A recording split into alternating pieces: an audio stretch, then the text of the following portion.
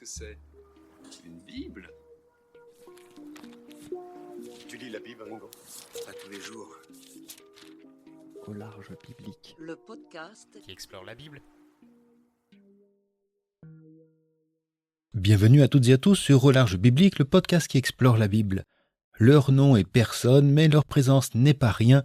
Qui sont ces héros et héroïnes anonymes de la Bible? Aujourd'hui, notre anonyme n'est pas vraiment un héros. C'est un soldat ennemi dont le seul rôle est d'avoir fait un songe. Le véritable héros s'appelle Gédéon. Alors, non pas le canard de votre enfance, quoique, dans le livre des Juges, d'où est tirée notre histoire, Dieu choisit des canards boiteux pour sauver Israël avant l'instauration de la royauté. Notre Gédéon porte aussi un autre nom, Yérubbaal, tiré du nom de la divinité Baal, vénérée par sa famille et son clan. Et ce dernier, justement, n'a rien d'impressionnant. Un petit clan de la tribu de Manassé, de plus, Gédéon est le plus jeune fils de Joas. Bref, pas vraiment le profil du chef de guerre idéal. Et pourtant, c'est lui que Dieu appelle pour affronter les armées réunies de Madian, d'Amalek et de tous les fils de l'Orient, venus piller et asservir les tribus d'Israël. Gédéon est jeune, inexpérimenté et craintif, et surtout très sceptique. Il exige signe sur signe à ce Dieu qui l'appelle, lui demande d'accepter ses offrandes, de faire tomber la rosée sur une toison de moutons, mais pas sur le sol, puis inversement. Gédéon ne cesse de demander des preuves de la présence de ce Dieu qu'il ne vénérait pas. Finalement, convaincu, il rassemble environ 32 000 combattants. Déjà, ce n'est pas grand-chose face à ses ennemis innombrables, comme le sable de la mer, dit le texte. Mais Dieu va encore compliquer les choses. Nous sommes au chapitre 7 du livre des Juges. Et voilà que le Seigneur estime cette armée trop nombreuse. Première sélection, que ceux qui ont peur rentrent chez eux. Les 2/3 s'en vont. Il en reste donc 10 000. Mais pour Dieu, c'est encore trop. Nouvelle sélection au bord de l'eau. Seuls ceux qui lapent comme des chiens sont retenus. Résultat, 300 hommes. Voilà désormais toute l'armée de Gédéon. Autant dire, sur le papier, la victoire ne saute pas aux yeux. Et c'est précisément là que Dieu intervient par la voix d'un anonyme. Or, cette nuit-là, le Seigneur dit à Gédéon, « Lève-toi, descends au camp, car je l'ai livré entre tes mains. Mais si tu as peur de descendre, descends vers le camp avec Pourra, ton serviteur. Tu entendras ce qu'on y dit. Ton courage en sera fortifié et tu pourras faire une descente dans le camp. » Il descendit donc, avec Pourra, son serviteur, jusqu'aux avant-postes du camp. Madian, Amalek et tous les fils d'Orient s'étalaient dans la plaine aussi nombreux que des sauterelles. On ne pouvait pas compter leurs chameaux, aussi nombreux que les grains de sable sur le bord de la mer. Au moment où Gédéon arrivait, voilà qu'un homme racontait un songe à son camarade. « Tiens, lui disait-il, je viens d'avoir un songe.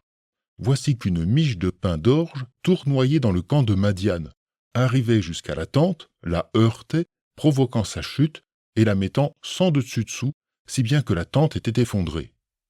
Son camarade lui répondit et dit « Ce ne peut être que l'épée de Gédéon, fils de Joash, l'Israélite. Dieu a livré entre ses mains Madian et tout le camp. » Dès que Gédéon eut entendu le récit de ce songe et son interprétation, il se prosterna, puis il revint au camp d'Israël et dit « Levez-vous, car le Seigneur a livré entre vos mains le camp de Madian. » 2 soldats ennemis, 2 anonymes et tout le récit bascule. D'un côté, la petite troupe de Gédéon. De l'autre, l'annonce d'une victoire immense. Tout commence par un rêve.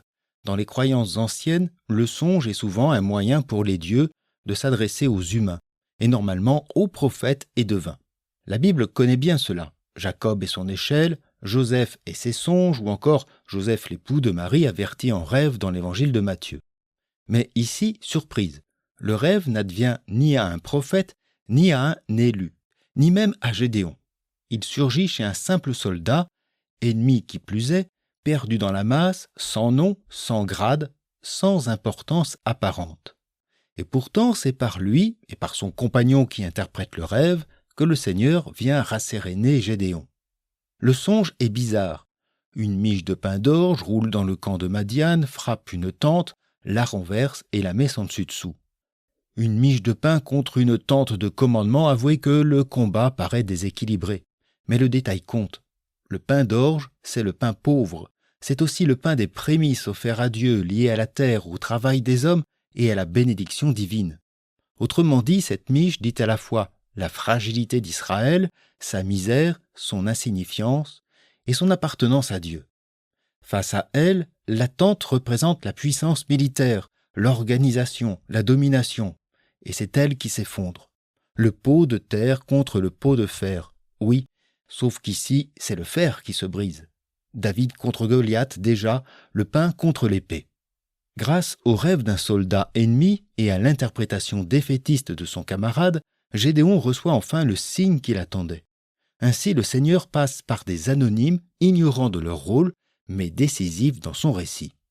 Regardons maintenant la scène d'un peu plus près. Gédéon arrive aux avant-postes du camp ennemi avec son serviteur Pourra.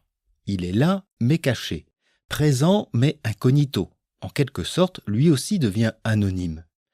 Et c'est précisément là que le Dieu de Gédéon fait entendre son message par 2 soldats ennemis, eux aussi sans nom. Tout est renversé. Gédéon n'est pas celui qui mène vraiment la bataille. Le chef des armées ici, c'est le Seigneur. C'est lui qui a réduit déjà les troupes à 300 hommes. C'est lui aussi qui a choisi ce petit Gédéon, craintif, sceptique, peu assuré. Et l'épée de Gédéon, selon le rêve, elle n'existe pas vraiment. La véritable épée, c'est le Seigneur lui-même qui se lève pour défendre son peuple contre des armées nombreuses, puissantes et organisées. On entend presque en arrière-plan l'écho de l'Exode. Dieu seul face à Pharaon. Gédéon, caché avec Pourra, rejoint donc l'anonymat des 2 soldats ennemis. Comme eux, il n'est pas le sauveur, il est l'instrument du dessein de Dieu, le lieutenant de son Seigneur. Et c'est exactement ce qu'il dira à sa petite armée improbable. Levez-vous, car le Seigneur a livré entre vos mains le camp de Madian. Rien que ça. L'anonymat dans ce récit désigne donc le véritable acteur de la victoire, non pas Gédéon, mais Yahvé lui-même, avec, il faut le reconnaître, un peu de finesse tactique chez notre héros. La suite donc. Avec seulement 300 hommes, le miracle ne tombe pas du ciel comme par magie. Il passe aussi par une ruse, celle de Gédéon. Il divise sa petite troupe en 3 groupes. À chacun, il donne un corps, une cruche et une torche. Pas d'épée en main comme le texte l'indiquera. La main droite tient la torche, la gauche le corps. Au cœur de la nuit, les 3 escouades encerclent le camp de Madian et d'Amalek. Au signal, tout éclate. Les corps retentissent, les cruches se brisent et les torches se lèvent et les hommes crient « Épée pour le Seigneur et pour Gédéon ». Dans le camp ennemi, c'est la panique. La peur gagne les rangs. Certains fuient, d'autres s'entretuent. Et Yahvé y met son grain de sel pour amplifier la débâcle. Bref, c'est la déroute totale, la Bérésina. Les armées madianites et amalécites seront ensuite poursuivies par les autres hommes d'Israël. Dans la Bible, les cruches ne sont pas celles qu'on pense. Au fond, tout tient presque à rien.